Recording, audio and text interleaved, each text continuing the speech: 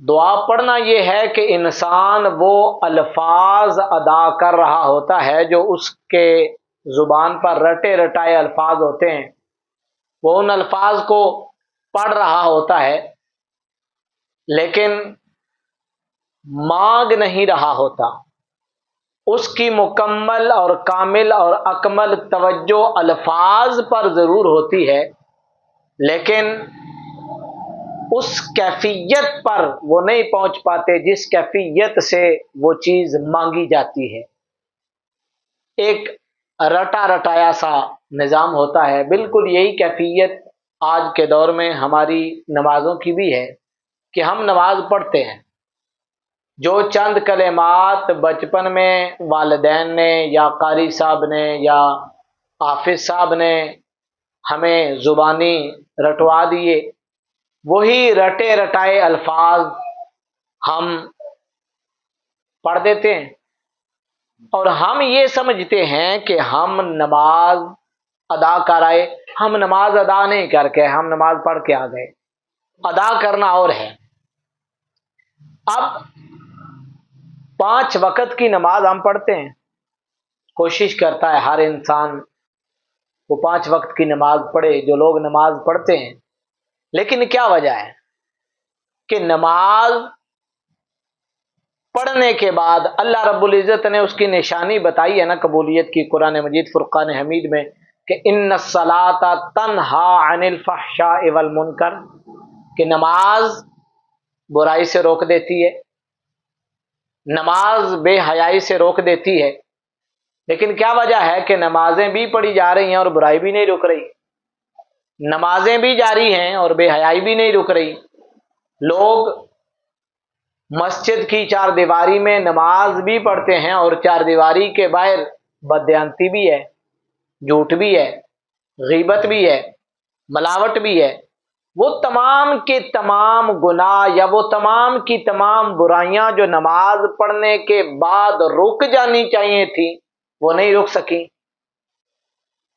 اس کا مطلب یہ ہوا کہ ہم نے نماز پڑھی ہے، نماز ادا نہیں کی۔ آج کی اس مختصر نشست میں ہم یہ سیکھنے کی کوشش کریں گے اور دیکھنے کی کوشش کریں گے کہ کیا وجہ ہے آج ہماری نمازوں کے اندر وہ خشوع اور وہ خضوع کیوں نہیں رہا۔ کیا وجہ ہے کہ آج ہم نماز پڑھتے ہیں لیکن برائی اور بے حیائی سے رک نہیں پاتے۔ نماز پڑھتے ہیں تو نماز پڑھنے کے بعد ہمارا دل بدلنا چاہیے تھا، وہ نہیں بدلتا۔ ہمارے دل کی کیفیات وہی ہیں۔ نماز پڑھتے ہیں لیکن آنکھوں میں آنسو نہیں آتے، رب کی یاد نہیں آتی، رب کا خوف پیدا نہیں ہوتا، وہ تقوی، وہ طہارت، وہ معراج جو ہمارے اسلاف کو حاصل ہوتی تھی، حضرات صحابہ کبار رضوان اللہ تعالی علیہم اجمعین کو حاصل ہوتی تھی، وہ ہمیں حاصل نہیں ہوتی۔ کیا وجہ ہے؟ نماز پڑھتے ہیں، نماز پڑھنے کے بعد وہی پرانی سی زندگی شروع ہو جاتی ہے۔ اس کا مطلب یہ ہے کہ ہم عبادت نہیں کر رہے، ہم عادت پوری کر رہے ہیں۔ ایک ہے کہ انسان کو عادت ہو جاتی ہے نماز پڑھنے کی، بہت سارے لوگوں کو عادت ہوتی ہے، کسی کو چائے کی عادت پڑ جاتی ہے، کسی کو نسوار کی عادت ہے، کسی کو گپے لگانے کی عادت ہے۔ اسی طرح ان عادتوں میں سے ایک عادت یہ ہوتی ہے کہ انسان مسلسل نماز شروع کر دیتا ہے، اگرچہ اللہ کے گھر میں آنا یہ بھی باعث ثواب ہے اور عادت کم از کم بنانی چاہیے، لیکن جب عادت پک جائے تو پھر اس کو عبادت کے درجے پہ لے جائیں، پھر عادت نہ رہے، پھر وہ عبادت بنے۔ لیکن کیا وجہ ہے کہ نماز کے باوجود نہ دل بدلتے ہیں، نہ دل کی کیفیت بدلتی ہے۔ ہمارا جسم نماز کے اندر ہوتا ہے لیکن ہماری روح نماز کے اندر نہیں ہوتی۔ تو اللہ رب العزت نے ارشاد فرمایا ہے نا کہ نماز یہ کامیابی ہے۔ آپ اذان سنتے ہیں نا، اذان کے اندر ایک لفظ ہے حی علی الفلاح، کامیابی کی طرف آؤ، اور کامیابی کیا ہے؟ نماز ہے۔ حی علی الصلاح، نماز کی طرف آؤ، حی علی الفلاح، کامیابی کی طرف آؤ، کہ یہی نماز تمہارے لیے کامیابی ہے۔ تو کیا صرف اور صرف نماز کے ظاہری جو ارکان ہیں ان کو بجا لانا ہی کامیابی ہے۔ اس کے لیے ہم قرآن مجید فرقان حمید سے رہنمائی لیں گے۔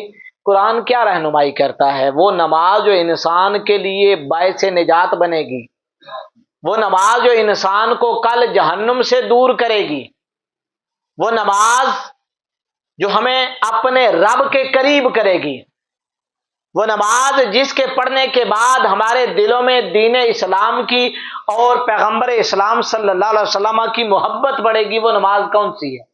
اللہ رب العزت نے اس راز سے پردہ اٹھایا کہ یہ جو تمہیں بلایا جاتا ہے نا کہ کامیابی کی طرف آؤ، وہ کامیابی کیا ہے؟ قد افلح المؤمنون، فلاح پا گئے، حی علی الفلاح، فلاح پا گئے۔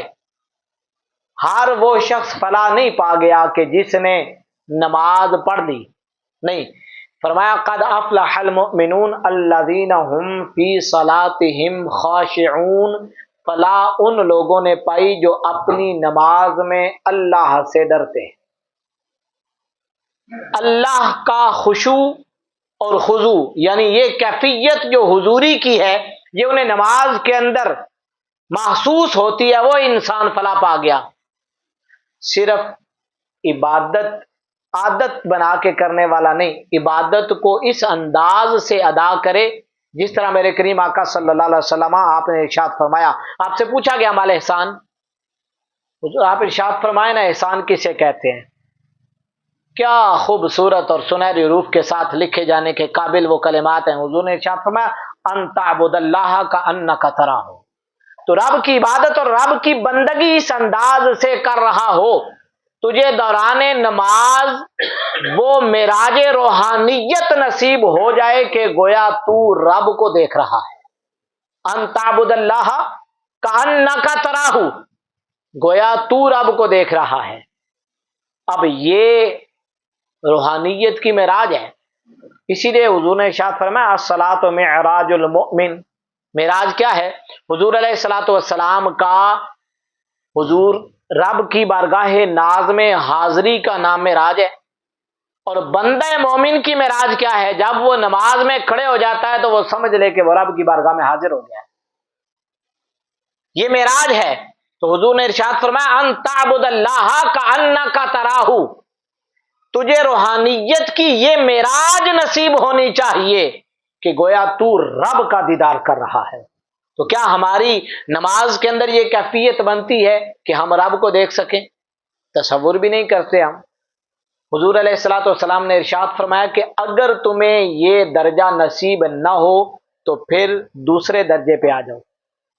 فَإِن لَّمْ تَكُن تَرَاهُ، اگر تو اپنے رب کو نہیں دیکھ رہا تو کم از کم دوسرے درجے کی کیفیت تجھے نصیب ہونی چاہیے۔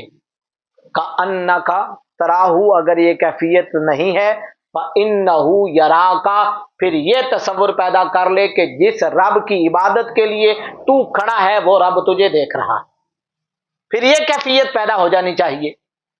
اور اگر یہ کیفیت بھی پیدا نہیں ہوئی کہ تو رب کو دیکھ رہا ہے، اور یہ کیفیت بھی پیدا نہیں ہوئی کہ رب تجھے دیکھ رہا ہے، تو پھر عادت ہے، پھر عبادت نہیں ہے۔ اپنی نمازوں کو عبادت بناؤ۔ ہم نماز پڑھتے ہیں، نماز پڑھنے سے آگے نکلو۔ ایک ہے نماز ادا کرنا، جس کا اس آیت مبارکہ میں اشارہ دیا گیا کہ قد افلح المؤمنون الذین هم فی صلاتهم خاشعون، وہ لوگ کامیاب ہوں گے جن کی نمازوں کے اندر خشوع ہے۔ اب ایک نیا باب کھل گیا، بھی نماز تو ہم روز پڑھتے ہیں لیکن یہ خشوع کہاں سے آ گیا؟ یہ خشوع کیا چیز ہے؟ یہ کوئی نئی چیز ہے؟ یہ کوئی نئی چیز نہیں ہے۔ خشوع کسے کہتے ہیں؟ جسم تو رب کی بارگاہ میں کھڑا ہے لیکن دل رب کی بارگاہ میں جھکا ہوا نہیں ہے۔ جسم رکوع کے اندر ہے، جسم سجدے کے اندر ہے، لیکن دل سجدے میں نہیں ہے، دل جھکا ہوا نہیں ہے۔ صرف جسم جھکا ہوا ہو اور دل جھکا ہوا نہ ہو تو پھر سمجھیں کہ ہم صرف اور صرف رسم نماز ادا کر رہے ہیں، روح نماز سے دور ہیں۔ روح نماز کب ہوگی؟ کہ جب جسم کے ساتھ ساتھ ہمارا دل بھی جھک جائے گا۔ رب کے ہاں لمبی لمبی نمازوں کو نہیں دیکھا جاتا، رب کے ہاں دل کی کیفیت والی خشوع والی نماز کو دیکھا جاتا ہے۔ ہمارا اپنا تصور ہے، لیکن رب نے ارشاد فرمایا ہے، بہت لمبی نماز پڑھنے کا حکم نہیں دیا۔ آپ تھوڑی دیر کے لیے بھی رب کی بارگاہ میں حاضر ہیں، لیکن دل اور دماغ، سوچ اور فکر کے سارے دریچے رب کی بارگاہ میں جھک گئے، وہ نماز ہے۔ دوڑتے ہوئے آئے، نماز کے اندر کھڑے ہو گئے، نہ پتا ہے کہ میں کہاں ہوں، نہ یہ پتا ہے کہ کس کے سامنے کھڑا ہوں۔ آئے، کھڑے ہوئے، چند ارکان ادا کیے اور وہ چلے گئے، یہ نماز نہیں ہے۔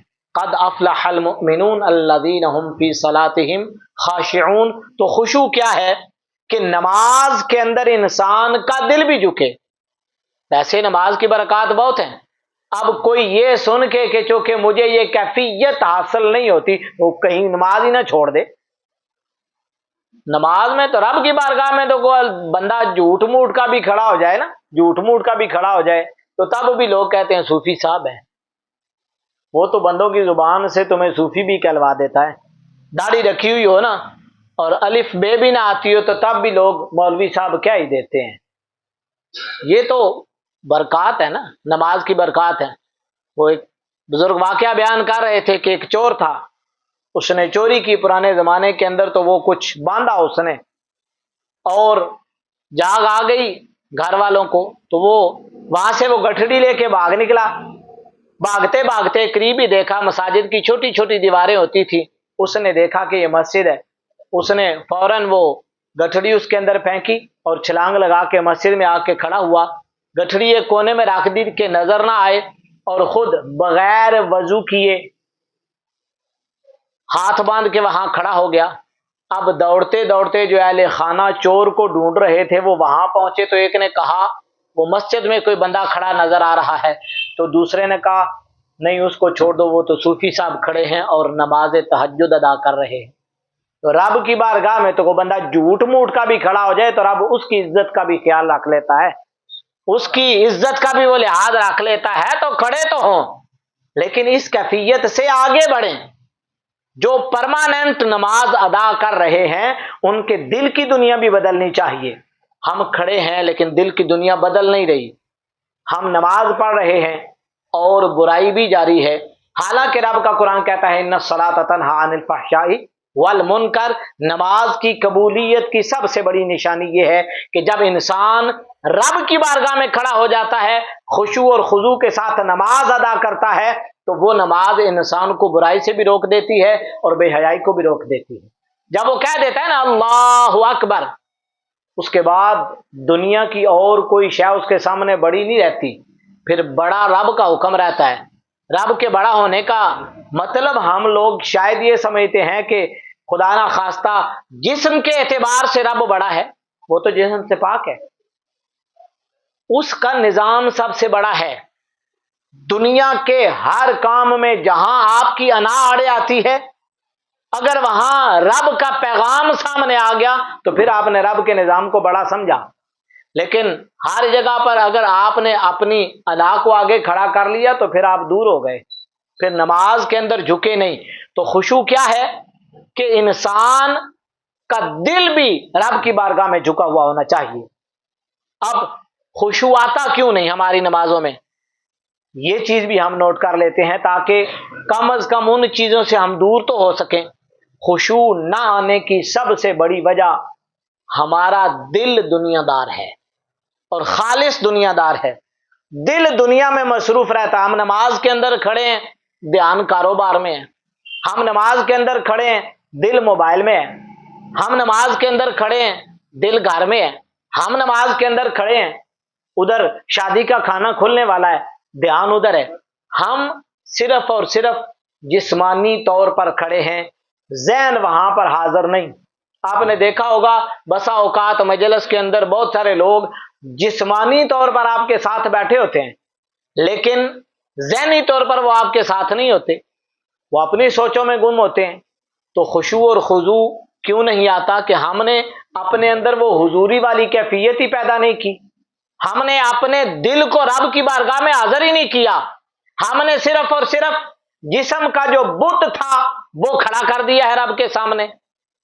تو ہم کس کو فراڈ لگا رہے ہیں؟ اپنے آپ کو۔ اللہ تو ہمارے دلوں کی کیفیت کو جانتا ہے نا، وہ تو فرماتا ہے نا انہ علیم بذات الصدور، وہ دلوں میں چھپے ہوئے رازوں سے واقف ہے۔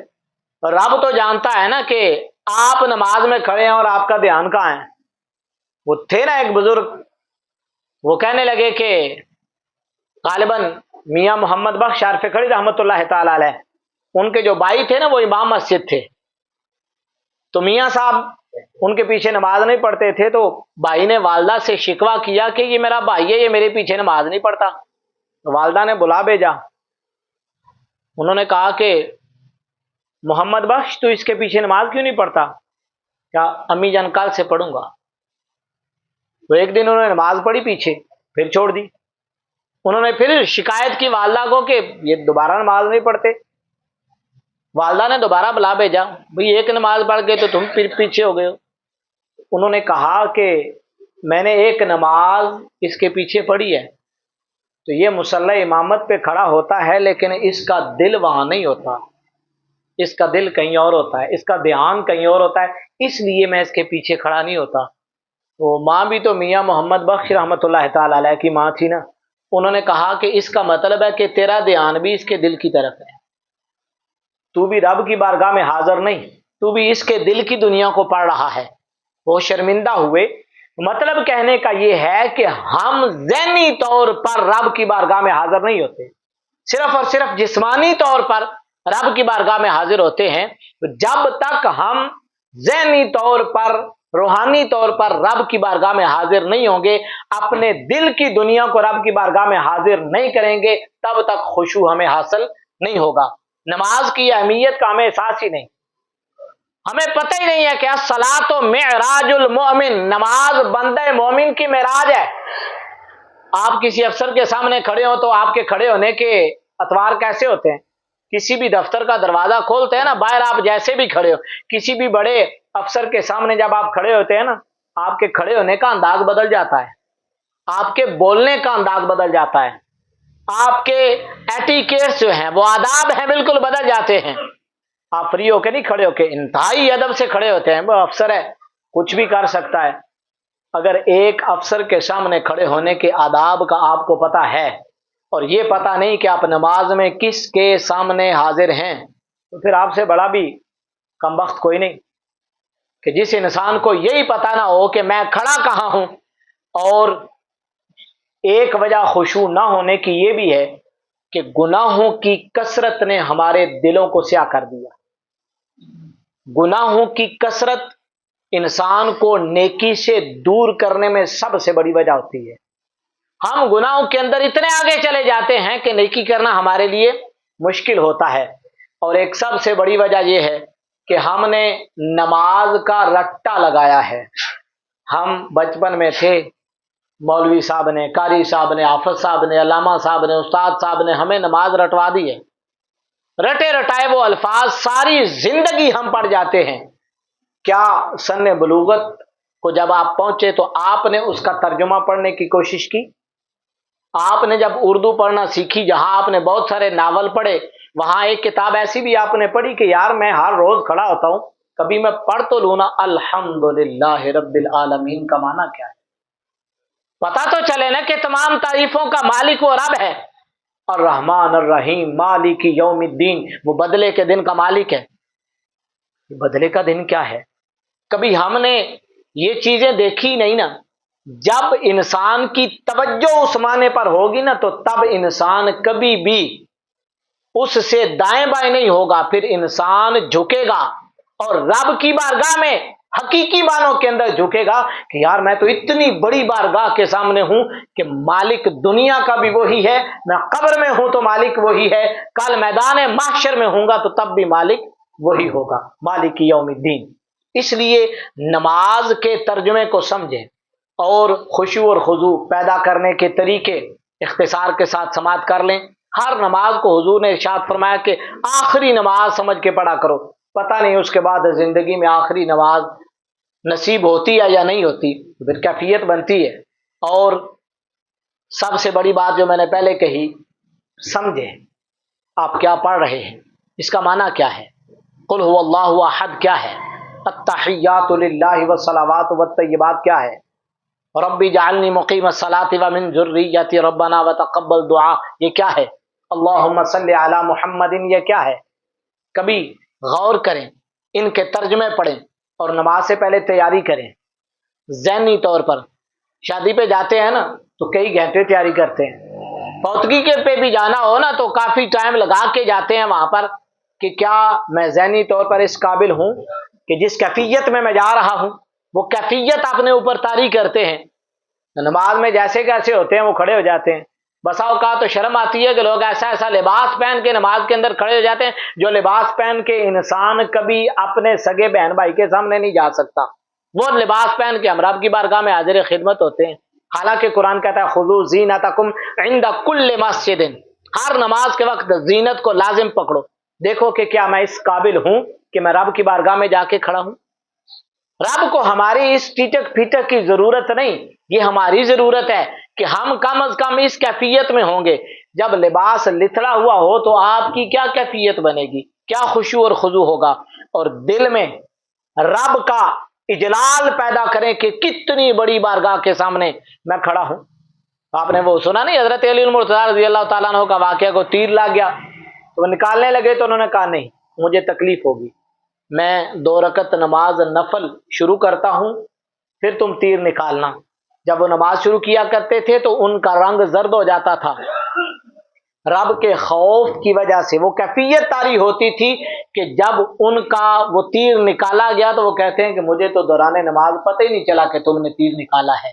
یہ کیفیت، اس کیفیت تک ہمیں پہنچنا پڑے گا۔ اللہ رب العزت ہمیں نماز کو صرف فرض سمجھ کر نہیں، اللہ کی ملاقات سمجھ کر پڑھنے کی توفیق عطا فرمائے۔ وآخر دعوانا ان الحمد للہ رب العالمین۔